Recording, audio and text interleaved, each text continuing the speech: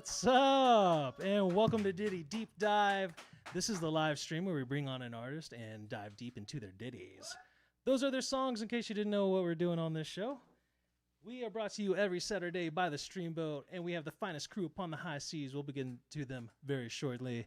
My name is Justin. Well, let's give it up to some explosive psych rock straight out of here in Atlanta. We got Cullen Curtis and Benjamin J. Davidow of Black Cat Rising.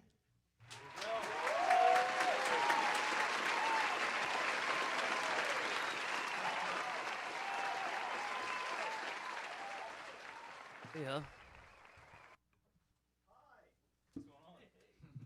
Welcome. Happy to be out here.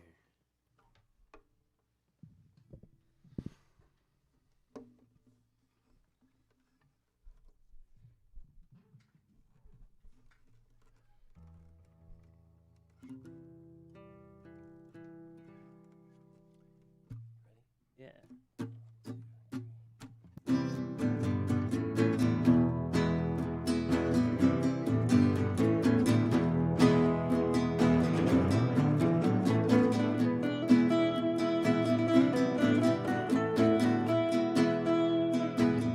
My heart goes on, you'll sing along.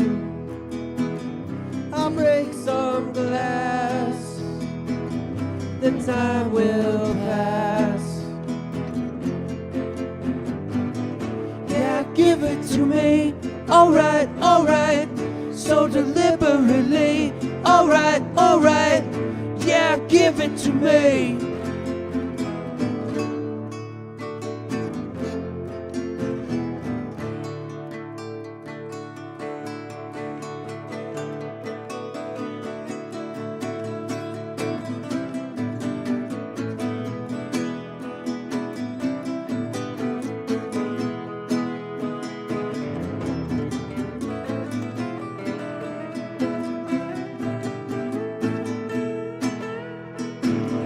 Lovers give in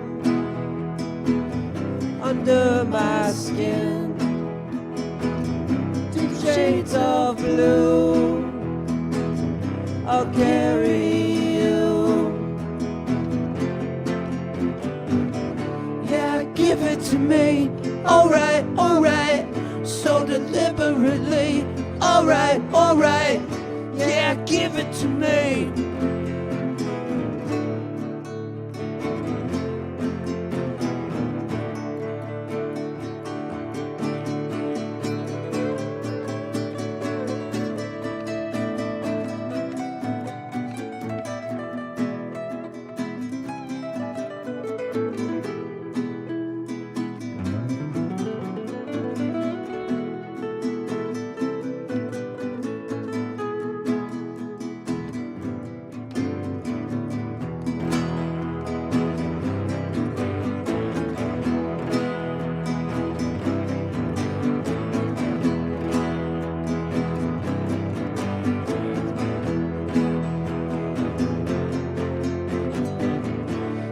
Give it to me, alright, so deliberately, alright, yeah, give it to me.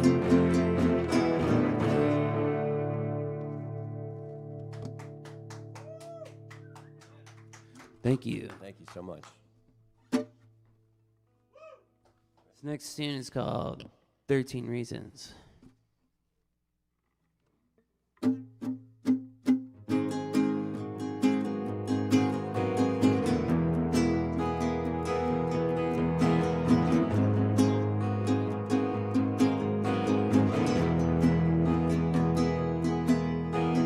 Elevator, out of order, straight into my brain.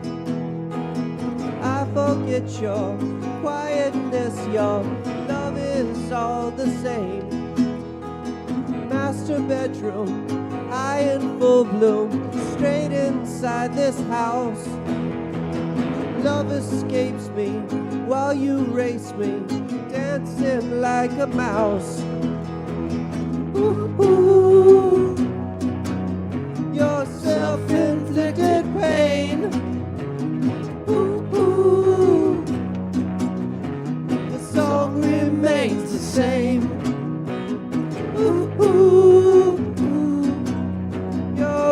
introspective ghost. Ooh, ooh, ooh. Your love I dig the most. 13 reasons why 13 reasons why 13 reasons why 13 reasons why.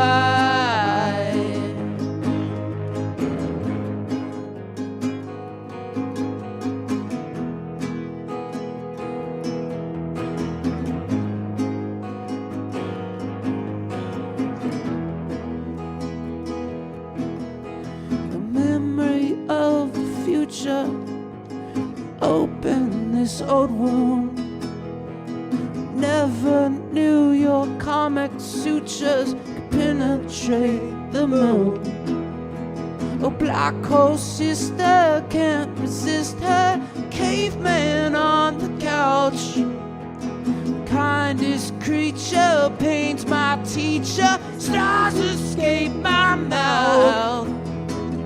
Ooh, your self-inflicted pain. Ooh, ooh.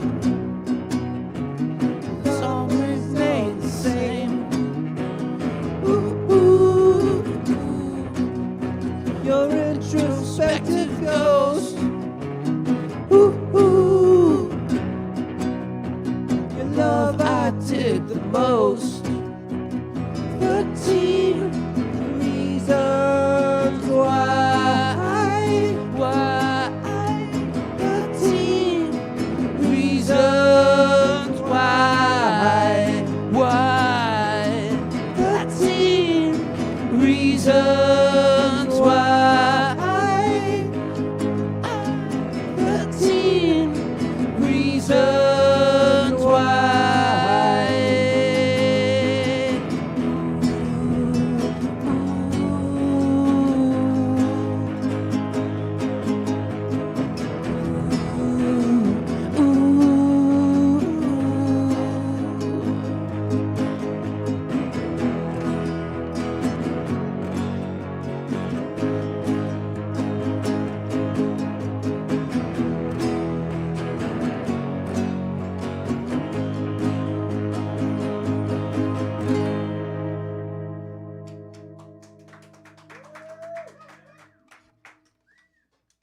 Cool. We're gonna do a little guitar switch here. Our buddy lent us this 12-string, and lo and behold, it does plug in. Yes, thank you to Adam Howard for the 12-string loaner. Adam will actually be playing with us at the release show. That will be Thursday, May 23rd at the Earl. We'll talk about that more in a second. Cool.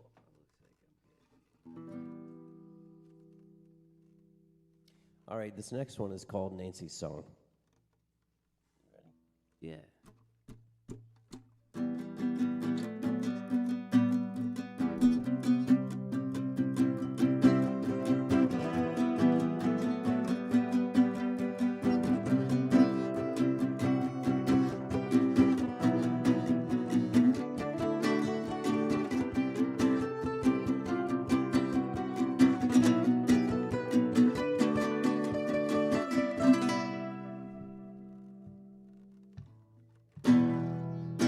Needle in the sand to be the promised land, a statue in the sky, the glimmer in my eye.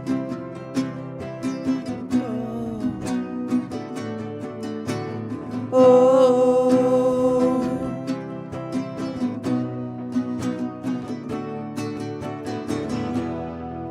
I'll be another race, your eyes without a face, the grifter in the bar, a crooked shooting star.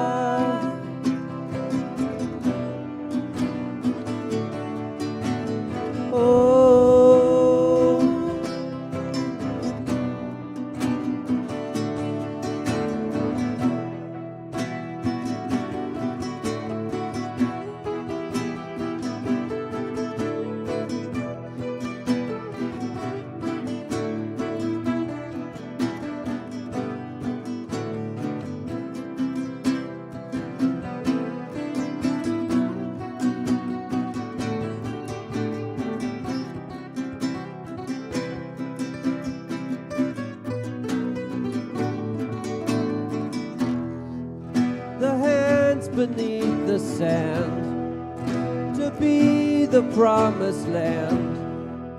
A letter in the sky, the crooked little lies.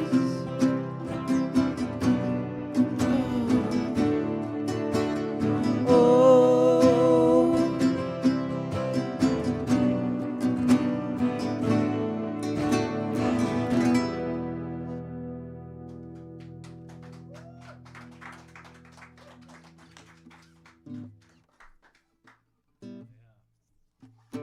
all right, thank you all so much. This next one is called The Seventh Son.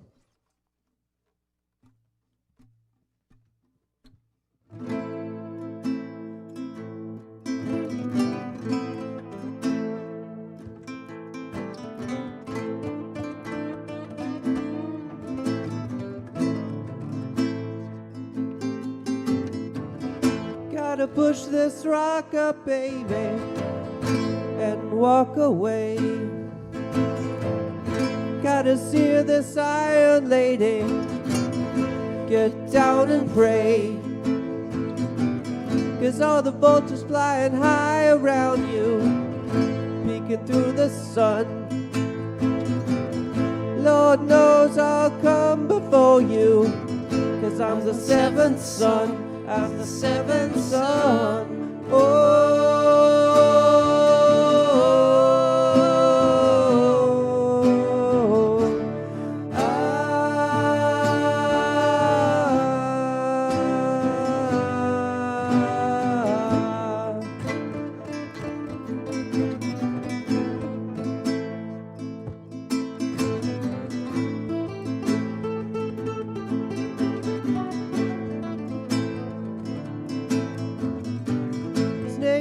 sneaking round the corner, peeking through your mind.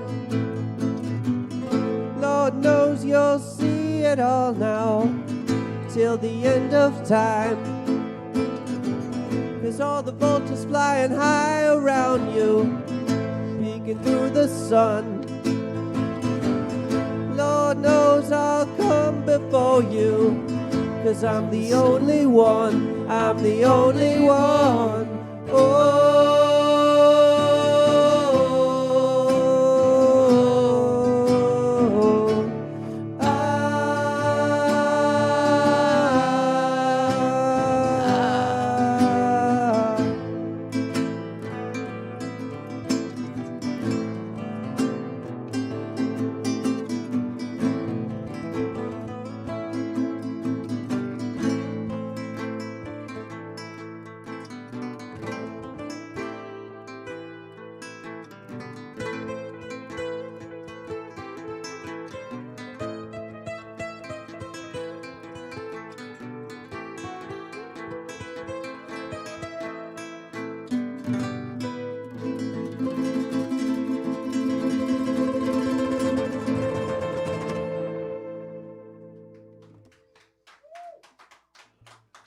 thank y'all so much.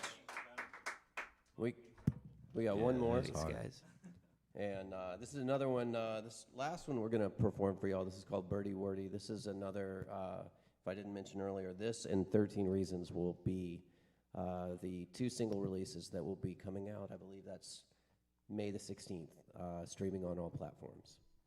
So I hope you enjoy. This is fresh ears on this one, including somewhat ours. Yeah.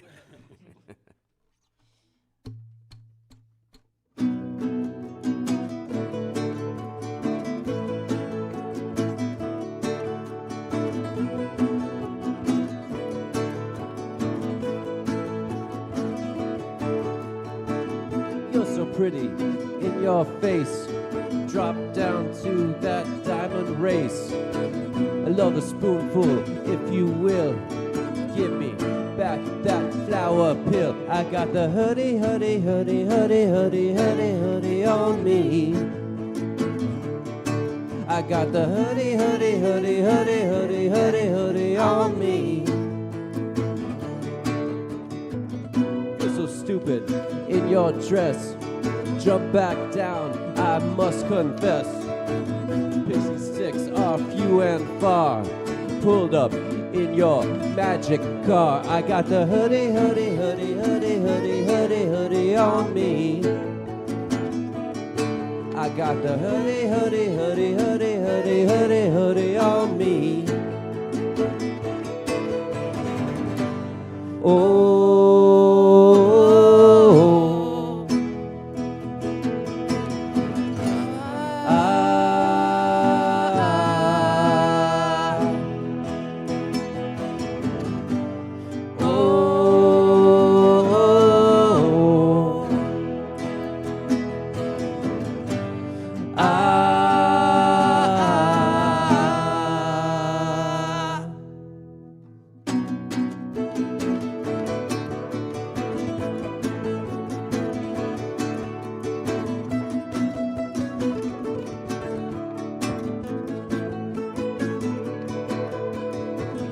chase the dragon, if you will.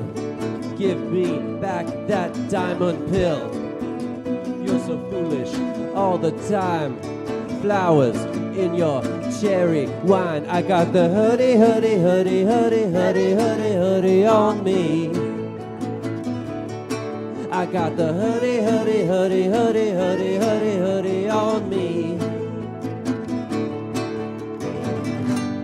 Oh.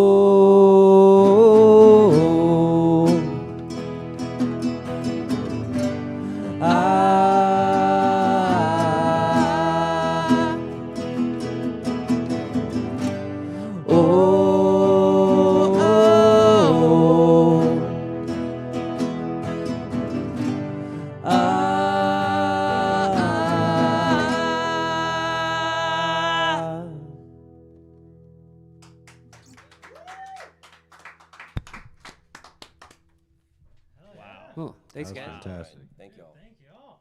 Dude, that was awesome, man. 5 songs goes by quick. Waiting for them is always nerve-wracking for me. I still get stage fright. Yeah. Good. I think I get it worse now than I do before, Really? but in a good way, where you're just like, all right, you gotta remember this. You might forget it, but if you forget something, it's okay. You'll just keep playing. Yeah. Right. Plus, we yeah. had to come here mostly sober, you know. Completely for me, which is rare. So does that mean you like practice? You are like a super prepper, or are you just kind of a winger? A little bit of both. Okay. Sometimes I have when I started playing in bands, I would blank song lyrics on stage to where I would either totally forget them and I just had to learn to make up backup vocals to make the same sounds that everyone else would be familiar with, but it would have to plug into something else. Okay. So I think a little bit of both. Yeah. Over the years, you learn to hone it down a little bit, but sometimes you forget things and you just have to keep going. Yeah. Yeah. You just make up a line if you have to. Mm-hmm. Yeah, the only way out is through. Right. Directly through. Yeah. So this isn't normally the sound. Like, I mean, awesome renditions of these songs. Thank you. This is like usually like a full band sound you guys have.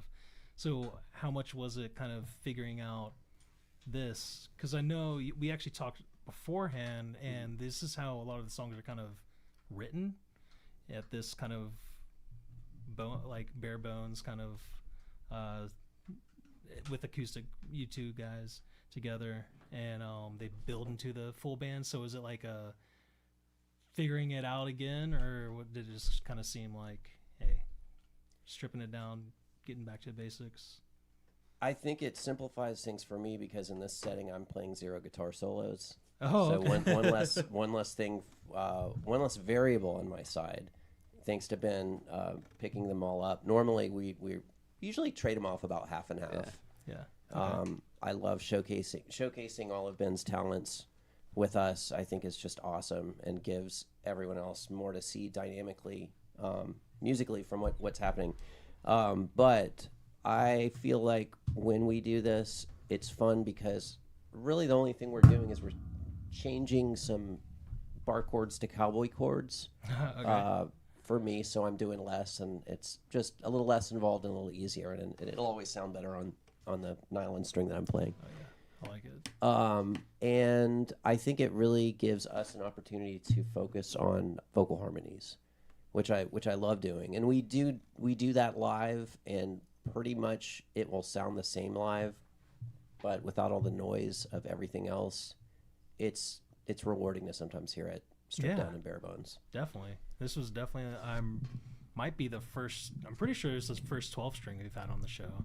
Definitely the first 12 pretty sure it is. string like solos and all that. Those Definitely were first 12 string. I mean, first 12 string period, I think, on the show. Yeah, I think so. Yeah. Yeah. No, it's it sounds beautiful, and I love like in Birdie Wordy how you were like kind of mimicking the melody. Yes, thank you. Yeah. I really like that call and response kind of thing. Yeah, no, it really filled it out. Like even, I mean, that was like a super powerful show. So like, I'm super excited to like see you guys with like the full electricity behind the whole full band. Yeah, and usually I'll have like keys and a guitar, and sometimes I'm playing both at the same time. I'm like doing harmonies. That's sick. Some Prince shit. Yeah, I can't break dance yet, but next show, maybe that'll be the debut at the release show. You gotta just like take the boots off, play something with your toes, and Yeah. good, man. I mean, it worked for Geddy Lee. Didn't he have something he played with his feet? Yeah, I think so. I think so. Yeah. Well, damn, nothing's like not been done before, huh? But No idea is original. I love the sound and everything. I noticed in I think Nancy's song, I noticed something like y'all started recording that in like the winter of 22, and it was released in the September of 23. Is there like what is like the process? And I know like, I mean, creating art can take a long time, especially when you're like putting all of your heart and soul into it. Like what's kind of like the y'all's process with all of that? I felt like that song was actually written. That was actually written on electric guitars. That was written with our bass player Henrik Matson, who unfortunately Henrik and Tuck are not with us right now, but they are in spirit because they're just both an amazing rhythm section. Henrik and I came up with that. Henrik came up with that first part, and which I love. It's kind of a upside down Thin Lizzy minor kind of marching and feel to it that I love so much. And then I believe I came up with the chords where the song splits and slows down where we start singing. So that was definitely a collaboration between Henrik and I. And just the name of the song, my really dear friend Nancy is still loaning me a drum set that we have in our practice space. And she happened to be playing drums that day when we were screwing around with that song. So we just had to name it after Nancy. Awesome. Dedicated to Nancy. Yeah. It's a real friend. Neighbor Nancy, Nancy. thank you Anyone so who much. lets you like borrow a drum kit consistently for band rehearsals, that's a real friend. Yeah. Yeah, we've put it to good use for sure. Oh, definitely. I saw like some of y'all's biggest influences are the Stooges, Bowie, and Zappa. Like I can definitely hear it. Someone in this chat said y'all were like a Alice in Chains unplugged set or something. Oh, that's a huge compliment. huge I love that set. I love Jerry Cantrell. Yeah. I love that old G&L guitar that he played that no one knew was a G&L guitar. Yeah, The white one. It's really cool. Yeah, that was, they're a great band. And when he's singing, he like takes off his sunglasses. You're like, please put them back on. like, you're scaring all of us. Yeah. Staring into your soul a little bit. Yeah. There's like no pupils left. When you're writing, is there like, are you just kind of pretty open process, or are you kind of like writing towards something? Is there like are you like taking kind of like an influence, or are you like trying to hit like a song that sounds like Bowie, or are you just kind of trying to write what comes to mind or what you're feeling? I don't know. I think if you turn your eyes to Bowie, if you think of a song like Moon Age Daydream, Yeah. love that song. And I've that is one of the, you and I were talking about this earlier. That's a cover that I'll do, but I always do it acoustically because it's actually for Bowie stuff. It's very easy to play, and the lyrics are so strange and bizarre that they somehow work.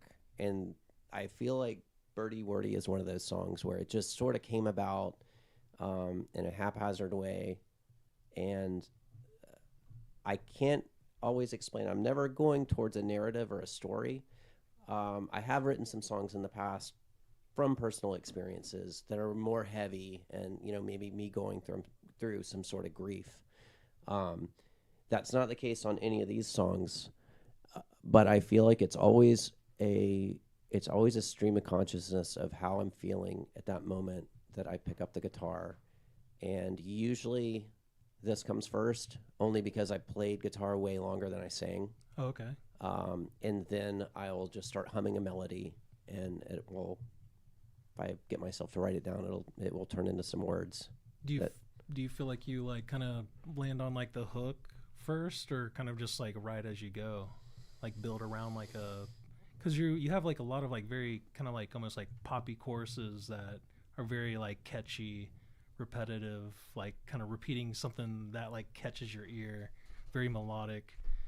Are the songs kind of built around those moments, or are you just kind of going? I feel like they are, and also I spent a lot of time earlier on in my earlier days playing open mic nights, and knowing when things don't go so well and knowing when they do go well.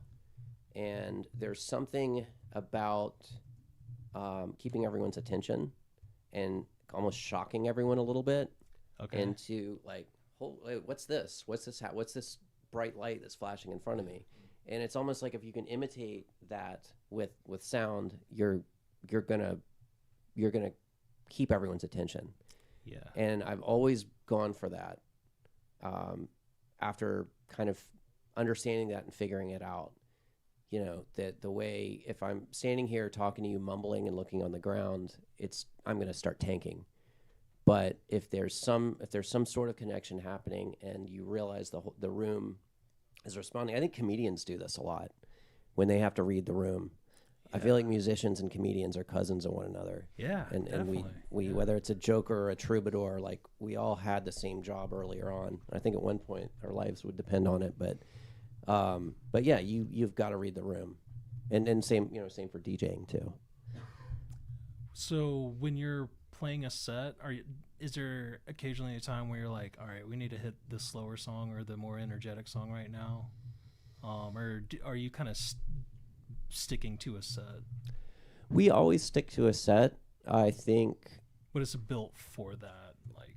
Yeah, I always think of the set like the set is like a song. So it starts off, the first song is the verse, the second song is the chorus, the third song could be the bridge. It might repeat into another song, but I definitely always want to keep things balanced of intensity. We do have a slower song that is in our set where I think things slow down the most. That song that we didn't play today, but I do like dropping things, but only for a short amount of time, and then bringing it back energy, up, and then bringing the energy back. Yeah. If that answers your question, I think it. Yeah. So how did you guys kind of bring this together? Where was the Black Cat born? Where did the Black Cat rise from? The fireworks. And I saw the logo. I loved it. It was so compelling. And I always loved that as just an image. Like it fits on a pack of matches. It fits on, something. It's something that has always been in my mind since I was a kid. Originally, that was going to be the name of my band prior to Black Cat Rising. The other guys in the group, they came up with another name which I really liked, so I just put it on the back burner. Okay. For maybe like an album or something. Yeah, and then we moved on. Ben and I met each other year down the road. We had worked in some previous bands together before, so we knew each other. But then once I had put this together, I think after a few years, Ben jumped on, and it's been awesome ever since. Yeah, it's been very symbiotic, and it's been kind of enlightening and enheartening to go into songs with Cullen for sure. It was almost like taking a break from other bands. It's just so open. Yeah. So when you came into this project, did you kind of were you able to just play whatever, kind of like what felt good to you? Were you playing something that was kind of already pre-thought of, or? Most of it's felt in the moment, and then meaning either comes as it comes or comes after.